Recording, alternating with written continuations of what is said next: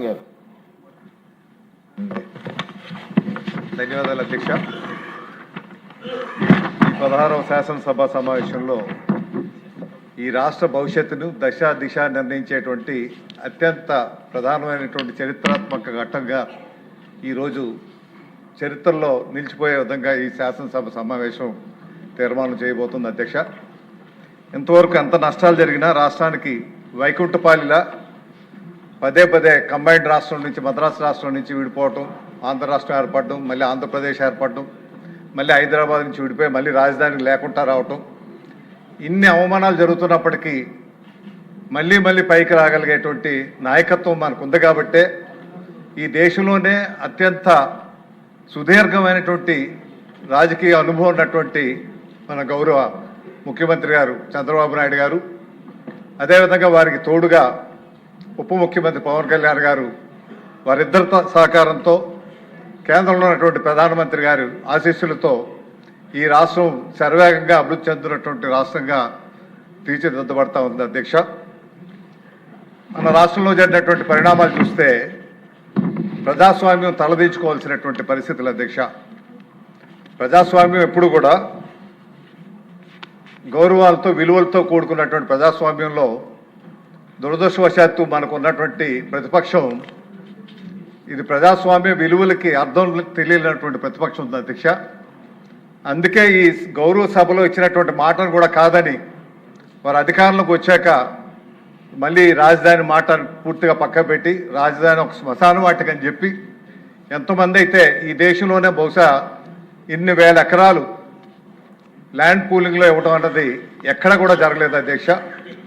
రైతులకి మొట్టమొదటిగా ఈ సభాముఖంగా ఎవరైతే రైతులు భూములు ఇచ్చారో వారికి, వారి కుటుంబ సభ్యులకి, వారి పోరాటానికి, వారి స్ఫూర్తిదాయకంగా ఈరోజు మళ్ళీ మనం ఇక్కడే రాజధాని నిర్మించుకోగలుగుతున్నాం అంటే ఆ రైతులు నిల్చున్నటువంటి వాళ్ళ త్యాగాలకి ఈ శాసనసభ ధన్యవాదాలు మొట్టమొదటిగా తెలియపరచాల్సినటువంటి అవసరం ఉంది అధ్యక్ష మీ ద్వారా. అంటే ఆ రైతు లేకపోతే మనం లేవు అధ్యక్ష. ఈరోజు వారు సర్వస్వం కోల్పోయి అవమానాలకు గురై వాళ్ళు నిలబడి 5 సంవత్సరాలు గట్టిగా నిలబడి రాజకీయంగా అంటే మనకు తప్పదు అధ్యక్ష, కానీ వారు రాజకీయం కాదు వారి జీవితాలను పనంగా పెట్టుకొని ఈ రాష్ట్రం గురించి నిలబడినటువంటి రైతాంగం అధ్యక్ష. వారికి ఈ సభ గౌరవంగా గౌరవ సూచకంగా వారికి నా పాదాభివందనాలు మీ ద్వారా తెలియపరుస్తున్నా అధ్యక్ష. అంతేకాకుండా ఈ చట్టం చేయబడడం కూడా చాలా అన్యాయంగా చేయబడ్డది అధ్యక్ష. ఆనాడు శాసనసభలో పూర్తిగా వ్యతిరేకిస్తూ మన ఇక్కడ ఉన్నటువంటి మన గౌరవ మంత్రివర్యులు నాదెండ్ల మనోహర్ గారు అప్పుడు స్పీకర్గా ఉన్నారు అధ్యక్ష. అప్పుడు 2014లో వారి హయాంలో చాలా స్పష్టంగా తీర్మానం పెట్టిన అప్పుడు సభా మర్యాదలు పాటించి విలువలు పాటించి మెజారిటీ ఒపీనియన్ తీసుకొని ఈ విభజన చట్టాన్ని వ్యతిరేకిస్తూ ఆ బిల్లుని వ్యతిరేకిస్తూ తీర్మానం చేసి కేంద్రానికి పంపించిన తీర్మానాన్ని వ్యతిరేకిస్తూ వాళ్ళ నిర్ణయం తీసుకోవడం అన్నది అత్యంత చీకటి రోజుగా ప్రజాస్వామ్యంలో చెప్పాల్సినటువంటి అవసరం ఉంది అధ్యక్ష. అంతేకాకుండా మనకి ఏదైతే చట్టం జరిగిందో ఆ చట్టంలో ఇంకా కూడా కొన్ని అమలుపరచాల్సినటువంటి అంశాలు కొన్ని ఉన్నాయి అధ్యక్ష.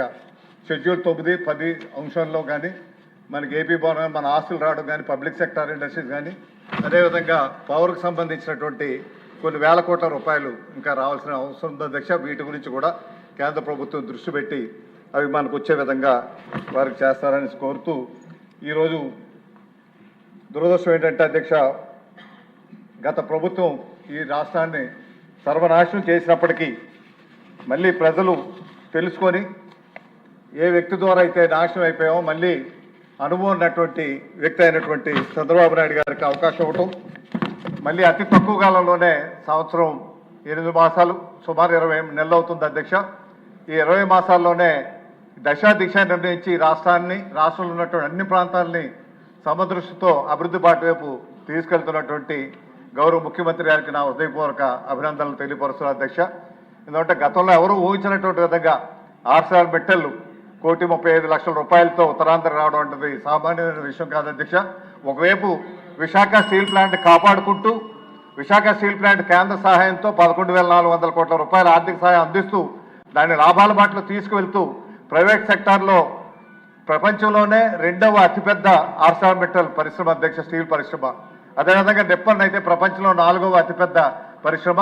ఈ 2 జాయింట్స్ కలిపి విశాఖపట్నంలో అనకాపల్లి జిల్లాలో పరిశ్రమ పెట్టడం మా అమ్మాయి మా అనిత గారి నియోజకవర్గంలోనే అయింది అధ్యక్ష. మొన్న బ్రహ్మాండమైన సమావేశం అయింది, ప్రజలు కూడా చాలా మెచ్చుకున్నారు అధ్యక్ష. దీంతో పాటు గూగుల్ అనేటువంటి సంస్థ రావటం, ఆ సంస్థ ద్వారా కూడా 1,30,000 కోట్ల రూపాయలతో ఆర్టిఫిషియల్ ఇంటెలిజెన్స్ హబ్గా అక్కడ తీర్చిదిద్దే కార్యక్రమం కానీ, ఇక్కడ క్వాంటమ్ వ్యాలీ కానీ, ఇటువంటి ఎన్నో అభివృద్ధి కార్యక్రమాలు అన్నీ వస్తూ, ఒకవైపు ఇవన్నీ వస్తూ ఉంటే ప్రతిపక్ష నాయకుడు చూసాం అధ్యక్ష నిన్న ఎక్కడో, ఆయన ఇవన్నీ కూడా నేనే చేశాను అని ఒక అభూత కల్పనలతో ఆయన వర్చువల్ రియాలిటీలో ఉండి తను మోసం చేసుకునే విధంగా ఇవన్నీ నేను చేసినవే చంద్రబాబు నాయుడు గారు చేస్తున్నారని చెప్పడం అన్నది చాలా సిగ్గుచేటనేటువంటి విషయం అధ్యక్ష. ఇటువంటి వ్యక్తులకు ఇంకా కూడా బుద్ధి రాలేదు అధ్యక్ష. నేను మీ ద్వారా వారిని కోరేది, దయచేసి ఈ సమావేశాలకు వస్తే పరిపాలన అనుభవం ఉన్నటువంటి చంద్రబాబు నాయుడు గారి పరిపాలన చూడండి, చూసైనా నేర్చుకోండి. మా స్వార్థం ఏంటంటే ఒక గట్టి పటిష్టమైనటువంటి ప్రతిపక్షం ఉండాలి అధ్యక్ష మనకి. కానీ దురదృష్టం ఏంటంటే అసలు ప్రతిపక్షమే లేదు అధ్యక్ష.